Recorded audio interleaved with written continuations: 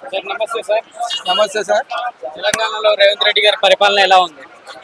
తెలంగాణలో కాంగ్రెస్ గవర్నమెంట్ మంచిగా లేదండి. రైతులకు రైతు బంధు ఇస్తా అని ఇంతవరకు ఇస్తలేడు. సార్ 2 లక్షలు రుణమాఫీ 2 లక్షల రుణమాఫీ కూడా అది చాలా మందికి చేయలేదండి. కొంతమందికి అయింది, అందరికి కాలేదు. వాస్తవానికి రైతులు కూలీలు పాపం చాలా మంది ఇబ్బంది పడుతున్నారు.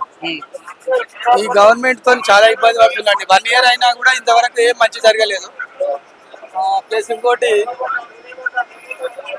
రైతులు ఒకటి, ఈ ఉద్యోగస్తులు కూడా ఇబ్బంది పడుతుంది. వాళ్ళకు ప్లస్ పింఛన్లు కూడా సరిగ్గా వస్తలేవండి. వృద్ధాప్య పింఛన్లు చాలా గవర్నమెంట్ చాలా సంవత్సరం అయినా కూడా వాళ్ళు మాటలకే ఉన్నాయి కానీ మాటల పరిమితం చేస్తున్నారు కానీ చేతలు అయితే చూపిస్తలేరు ఇప్పటి వరకు. ప్రజలు మాత్రం ఇప్పటికిప్పటి తిరస్కరిస్తారండి. ఇప్పటికిప్పటి ఎలక్షన్లు వచ్చినా కూడా ఇమీడియట్ గా తిరస్కరిస్తారండి ఈ గవర్నమెంట్. సార్ హైడ్రా గురించి మీ అభిప్రాయం ఏంటి? రైతులు అంటే చాలా కాంగ్రెస్ గవర్నమెంట్ వస్తే ఎంతో చేస్తానని ఎదురు చూసిందండి రైతులు, కానీ ఏం చేయలేదండి.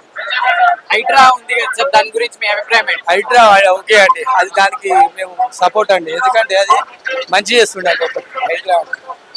కాకపోతే ఇక పేదవాళ్ళని మాత్రం ఇల్లు ఇమ్మీడియట్ గా నోటీస్ ఇవ్వలేకుండా ఇల్లు కూలగొట్టుకున్నాట, వాళ్ళకి కొంచెం బాధాకరం. కానీ ధనవంతులను కూర్చున్నా ఏం కాదండి. కేసీఆర్ గారు బెస్ట్, ఈయన బెస్ట్? కేసీఆర్ అండి పాపం, ఎందుకంటే 10 years చాలా చేసిండు, ఎంతో చేసిండు. ప్రజలు ఏదో అనుకున్నారు, ఆయన కన్నా ఎక్కువ ఆయన చేస్తాడు అనుకున్నారు కానీ నేను చేయలేదండి.